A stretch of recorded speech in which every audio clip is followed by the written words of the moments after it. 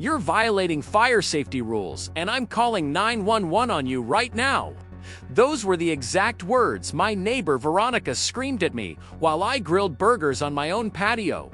This woman had been throwing her weight around our building like she was in charge of everyone and everything, making demands, issuing threats, and treating us tenants like we were beneath her authority. But here's the twist. Every month, Veronica unknowingly writes a rent check that goes directly into my bank account. That's right, time, her landlord. Let me rewind. My name's Jake, I'm 35, and I work from home doing tech support. Life was simple until my Uncle Bob passed away last year and left me his 6th unit apartment building. I could have sold it or hired a manager, but Uncle Bob always believed the best landlords live among their tenants. So I moved into Unit 1 and created Clearwater Property Management, which sounds corporate. But it's just me with a business license and a Google Voice number. To the tenants, I was just another guy renting here, and that's how I liked it. Uncle Bob never enforced HOA rules. The vibe was chill. Pay rent, don't wreck stuff, and don't be a jerk. Walt, a retired teacher, had lived here for 10 years.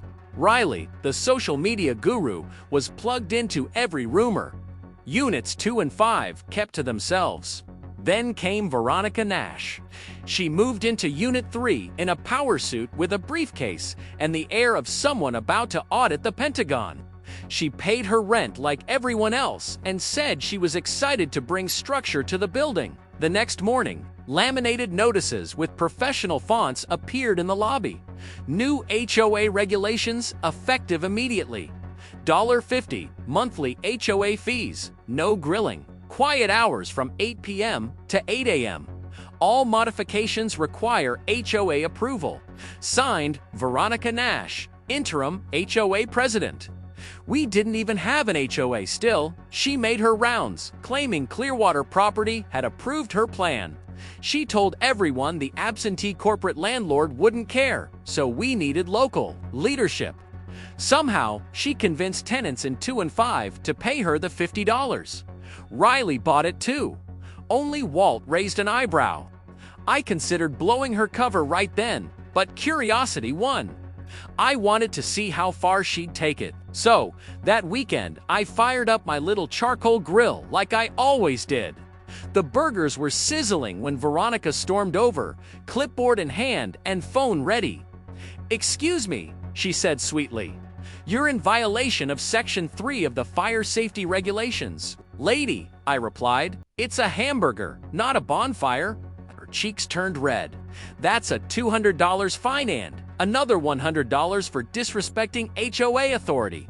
I just smiled. "Send the bill to the landlord. I'm sure he'll get a kick out of it." Boom! She lost it. Dialed 911 right there. "Yes, I need to report dangerous fire violations and an uncooperative tenant," she said. 20 minutes later, Officer Smith arrived. He was clearly over it before it started. Veronica paraded her documents like she was arguing a Supreme Court case. I explained I was just cooking dinner.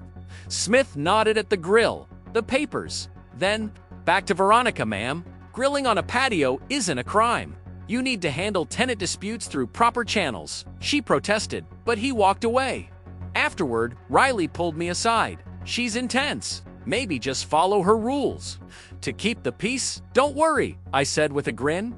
"Wait until she meets the actual landlord." The next day, another laminated notice appeared on my door. Final warning. Tenant in Unit 1 has 48 hours to comply with HOA regulations or face eviction. She actually threatened to evict her landlord, but she wasn't done. Monday morning, 4 more notices showed up. $200 for unauthorized grilling. $150 for watching TV too loud. $100 for parking 3 inches over the line. And $300 for unpaid HOA dues. $750 in total.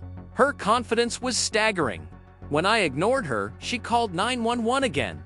Officer Smith returned, tired as ever. This time, she accused me of threatening HOA officials and damaging property. Her proof, I walked past her door carrying groceries. "Ma'am," Smith sighed, That's not threatening. But she whipped out a binder of fake documents so polished it looked real. She spoke calmly, letting me rant like a lunatic. You need to resolve this through proper channels, Smith told me. I was the actual owner being told to cooperate with my own scammer. Later, Riley found me eating cold pizza in defeat. Just pay her, she offered, but then she got curious. Let's see what we can find out about her. Riley dug deep online and uncovered gold. 8 months ago, Veronica pulled the same stunt at another apartment. Collected $2,400 in fake fees. Before being evicted, reviews described the exact same tactics.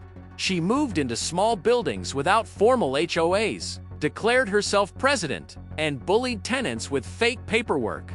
We had to act. One installed a few cameras in common areas perfectly legal as landlord. They captured Veronica digging through mailboxes and taking photos of people's cars. Walt, ever the historian, brought me a stack of leases. Your uncle, never allowed an HOA, told me himself. Meanwhile, tenants 2 and 5 started asking for refunds. Veronica told them the money was in a confidential escrow account. When they asked for documentation, she dodged. Her third 911 call came after she saw my cameras. She claimed I was stalking her with surveillance equipment. Officer Smith returned, visibly annoyed. Ma'am, he said, if the landlord approved cameras, it's legal. She tried to argue, but he wasn't buying it. I nearly revealed everything right then, but again, I waited. I needed her to bury herself. I'll check with the landlord, I told Smith. Veronica smirked. 3 days later, she arrived with backup, 2 people in cheap suits who looked like interns playing dress-up. She introduced them as her legal team from the HOA Compliance Division. We're here to conduct a formal inspection of Unit 1 and deliver your final notice of lease termination. I smiled, invited them inside, and handed them a single envelope. Inside, a letter on Clearwater Property Management letterhead, Notice of Immediate Termination of Lease Unit 3. It listed dozens of lease violations, signed by me, Jake Andrews, owner and property manager. Her expression went blank. One of the fake lawyers whispered, "You own the building." "Yup, been your landlord this whole time." Veronica stammered, then grabbed the letter and stormed out. Walt, Riley, and the rest of the tenants, they cheered. Riley filmed the whole thing for a viral social media post. 2 days later, Veronica was gone, and the building returned to peace. So, Echo Stories viewers, what do you think? Ever had a neighbor try to overthrow your life with fake authority? Drop a comment. And remember, the best revenge is letting someone dig their own hole, then handing them the shovel. As legal counsel from the HOA's so-called law firm, I had to bite my tongue to keep from laughing. These were the most obviously fake lawyers I'd ever seen. One guy wore a suit 2 sizes too big and tugged at his tie like it was a noose. The other carried a briefcase that looked like it belonged in a 1980s courtroom drama, complete with combination locks. They kept glancing at Veronica like actors begging for their next lines. "Mr. Mitchell," the first one said, clearly reading from a script he had just seen for the first time, "we represent the AH Homeowner Association's legal department. We're here to discuss your recent violations of community standards." I smiled. "Gentlemen," I said, stepping aside, "come in. Maybe you can help me understand the HOA's legal authority in this building." They looked at each other, visibly sweating. The second guy opened his briefcase and fumbled out a stack of freshly printed papers. "Well, you see," he stammered, "the authority comes from the ER residential codes, tenant agreements, and the Community Standards Act. He trailed off, clearly making it up. Veronica jumped in to save the day. "What my colleagues are explaining," she said smoothly, "is that the HOA's authority is derived from state housing regulations that supersede lease agreements. The management company delegated enforcement powers to the resident board." Impressive improvisation. She could have run for office with those skills. The fake lawyers then slid a stack of documents across the table. "Voluntary departure agreement." they called it. If I vacated within 7 days, they'd waive all fines and avoid reporting anything to credit agencies. It looked officially jargon, signature lines, but it was just a fancy self-eviction form. They were trying to convince me to evict myself from my own building. After the clowns left, I got serious. My security cameras had been recording Veronica's antics, but now it was time for a full case file. Every fake document, interaction, and violation notice was logged. Riley helped organize it all into a digital folder that looked ready for court. We had evidence of mail theft, forgery, impersonation of legal officials, and fraud. Riley also tracked down the fake lawyers. Turns out, one was an unemployed actor who had taken the gig through a freelance site. The other was Veronica's cousin, paying off a debt through performance. He'd even posted about it online, playing lawyer for fun. Meanwhile, Walt Thompson became the building's unofficial historian. He shared old lease documents and the truth about the building's history. Units 2 and 5 started asking where their HOA fees were going and demanded proof of the improvements. Veronica kept promising. When she failed to produce receipts or invoices, they asked for their money back. Veronica snapped. "You people signed agreements to pay these fees," she yelled at the tenant from Unit 2. "Now you're backing out because one troublemaker. It's spreading lies." The cracks in her professional mask were showing. The tenant from Unit 5 requested the HOA charter. Veronica claimed it was a confidential board document requiring a formal request. More questions led to more holes in her story.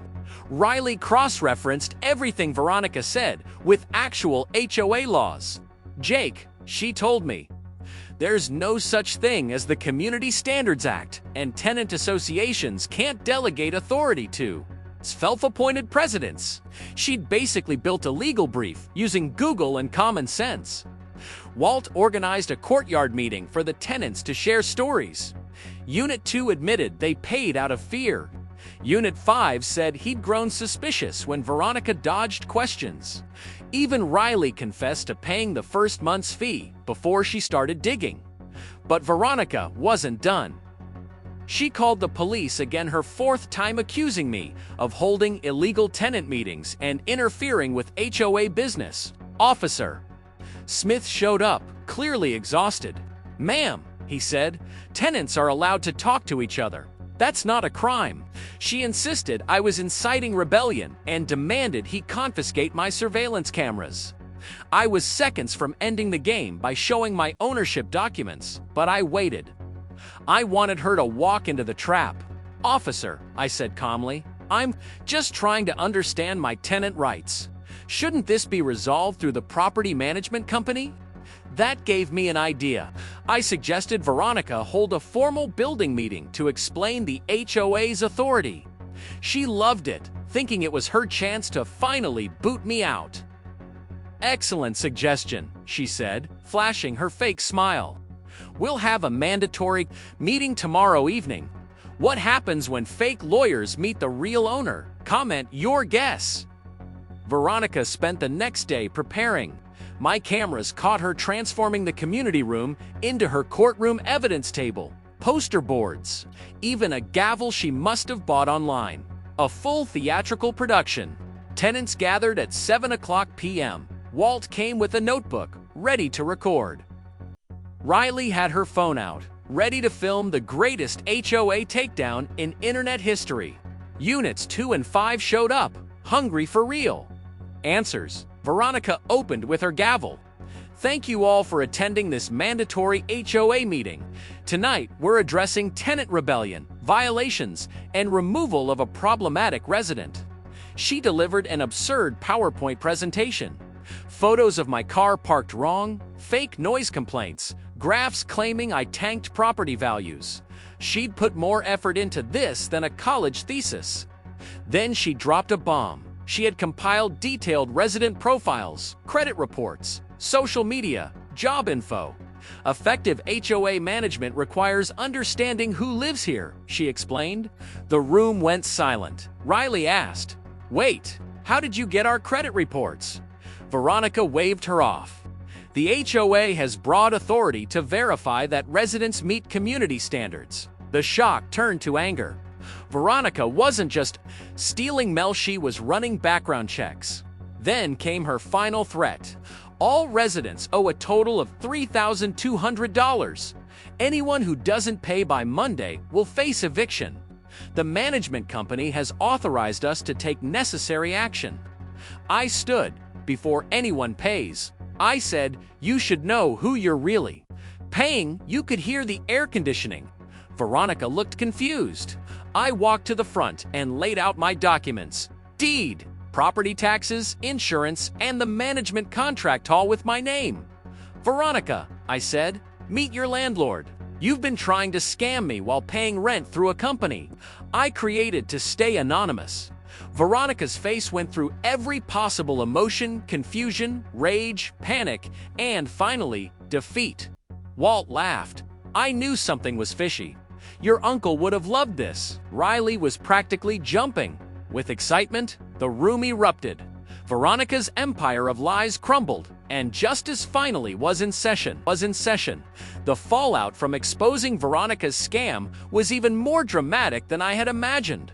Social media was already buzzing with posts and videos from the building meeting, but the real entertainment came from the tenants' reactions. The woman from Unit 2 stood up and shouted, "You mean I've been paying fake fees to another tenant?" Unit 5 shook his head. "Lady, you've been scamming your neighbors in a building. You don't even control them. The guy you've been targeting actually owns the place." Even in the chaos, people couldn't help but appreciate the poetic justice. Veronica, cornered and unraveling, made one desperate claim after another. First, she accused me of forging ownership documents, but Walt calmly reminded her that property records are public. Then she pivoted, claiming tenant rights superseded ownership in HOA matters. Riley asked, "Can you cite the law for that?" That's when Veronica snapped. "You people have no idea what it's like," she screamed, her professional mask finally slipping. "I've worked so hard to bring order to this building, and all you do is question me. I deserve respect." The room fell silent as the real Veronica came into full view, entitled, manipulative, and flailing. Riley recorded everything as she spiraled. "I spent weeks learning your schedules, improving this community, and this is the thanks I get." She pointed at me, her voice trembling. "You'll regret this. I have rights, and I'm going to expose you for the fraud you are." She stormed out, knocking over her poster board and scattering her forged documents across the floor. For a moment, we just sat there in stunned silence. Then Riley started editing her video. Walt chuckled. Units 2 and 5 were already calculating how much money Veronica owed them. "Well," I said, "I guess that's one way to introduce yourself as the new landlord." That night, we finally started to feel like a real community. Tenants apologized for believing Veronica and began sharing stories they had previously been too afraid to voice. We cleaned up the room, but I had a gut feeling this wasn't over. Veronica had invested too much to walk away quietly. The next morning, police sirens blared outside. I opened the door to find Officer Smith, accompanied by a second officer. "Grim, Mr. Mitchell," he said, "we've received a report that you've been impersonating a property owner and threatening tenants with false documents." Veronica had filed a false report, flipping the entire story. According to her, I was a con artist tenant pretending to be the landlord, using fake documents and intimidation. Fortunately, I had every document ready: property deed, tax records, my uncle's will, business license, even Veronica's own lease with my signature as property manager. The officers reviewed everything, checked public records, and started to realize the truth. Officer Smith frowned. "I think we've been getting played." I showed them security footage, Veronica stealing mail, taking photos of tenants' cars for fake violations, and rehearsing legal threats with her cousin and fake lawyer. The clincher: Riley's research revealed Veronica had run the same scam at multiple buildings before. With probable cause, the police searched Veronica's apartment. What they found was a full-blown scam, HQ fake IDs under multiple names, a printer for fake notices, and files on tenants from at least 6 other buildings. Even more damning, a handwritten business plan detailing her entire operation, targeting buildings without HOAs, creating fake documents, and exit strategies if exposed. Officer Smith shook his head. She's turned HOA fraud into a business.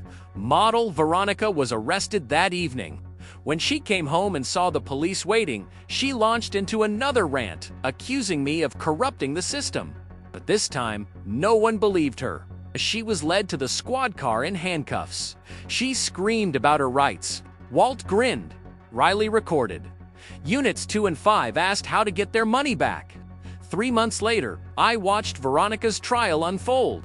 She tried to represent herself part of the time, presenting another series of charts and fake laws.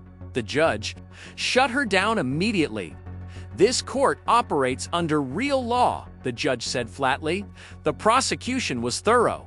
They brought victims from 8 buildings, showed footage read from her business plan, and showed bank records proving she had pocketed over $15,000, 18 months in prison, full restitution, and a permanent ban from HOA involvement.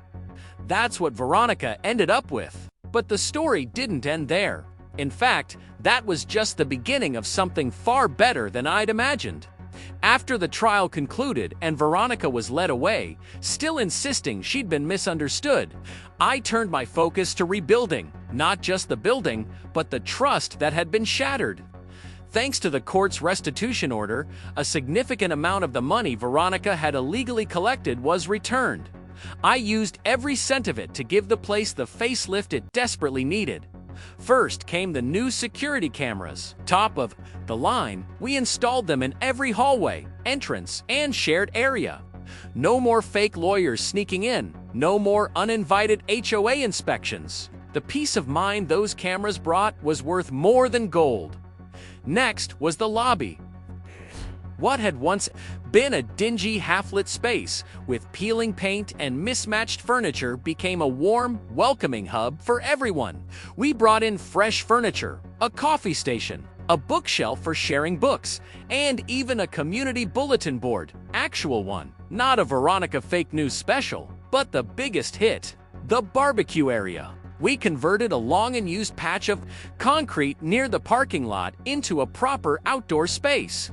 A stone grill, picnic benches, fairy lights overhead, and even a small herb garden that Walt insisted on maintaining himself. That space became the beating heart of the community. And, speaking of Walty, became the building's unofficial event planner. Birthdays, movie nights, holiday parties, you name it, Walt had a calendar for it. The man had a gift for bringing people together, and he told me more than once that he finally felt like he was honoring his brother's memory. Riley, she turned her experience into a full-time mission. She launched a startup, HOA Homeowner, Association, Exposure, and Advocacy. She began helping tenants around the city identify and combat fraudulent HOA operations. What started as a few social media posts quickly grew into viral videos, then interviews, then sponsorships. She became the face of tenant empowerment, and the city took notice. Word of Veronica's case spread like wildfire. Local news picked it up, then national outlets followed. Within 6 months, City Council launched an official task force to investigate HOA fraud. Turns out Veronica wasn't alone. There were nearly a dozen similar scams operating in the region, people pretending to represent HOAs, inventing rules, collecting fake fees, and threatening tenants. But now, thanks to the evidence Riley helped compile and the courage of residents, willing to speak up, the tide was turning. Real reforms were being made. A year after Veronica's sentencing, we threw the biggest party the building had ever seen. A summer barbecue bash with banners, balloons, music, and more food than anyone could eat. Residents from nearby buildings came by, some curious, others just wanting to see the place they'd heard so much about. People laughed, shared stories, hugged, danced. That night, the building wasn't just a place to live, it was home. Near the end of the evening, I finally came clean. Standing on the small wooden deck we'd built near the grill, I raised my glass and admitted to everyone that I'd used a property management company to stay anonymous after I inherited the building. Honestly, I said, I had no idea what I was doing. I just didn't want to mess it up. Walt clapped me on the back. Your uncle would be proud. He always wanted this place to feel like home, and now it does. It meant more than. I can say a few days later, I got a letter. A real one, stamped, postmarked, and smelling faintly of stale prison air. It was from Veronica. I genuinely believed I was helping your building, she wrote. I hope you understand I meant well. Even from a cell block, Veronica still saw herself as the hero of her own story. I don't think she ever admit what she did was wrong, not fully. Some people can't handle being the villain in their own narrative, but I didn't need her apology, not anymore. What meant more were the other letters, emails, messages, even postcards, some from Veronica's past victims who saw the trial coverage and reached out. One said simply, "Thank you. You stopped her before she hurt more people." I kept that one pinned to the wall in my office. I'd started this whole journey thinking I was just inheriting a property. What I gained was so much more: a community, a purpose, and the chance to turn something broken into something beautiful. As for Veronica, last I heard, she's still trying to run the prison laundry room like it's an HOA, complete with fake fees and made-up rules. Let's just say, it's not going well. What do you think Veronica's final plan really was? Was it just greed, or did she truly believe she was in charge? Drop your theories in the comments and tell us your worst HOA horror stories. Who knows, your story might be the next one we tell, because sometimes the worst neighbors make the best stories. And every con has its reckoning.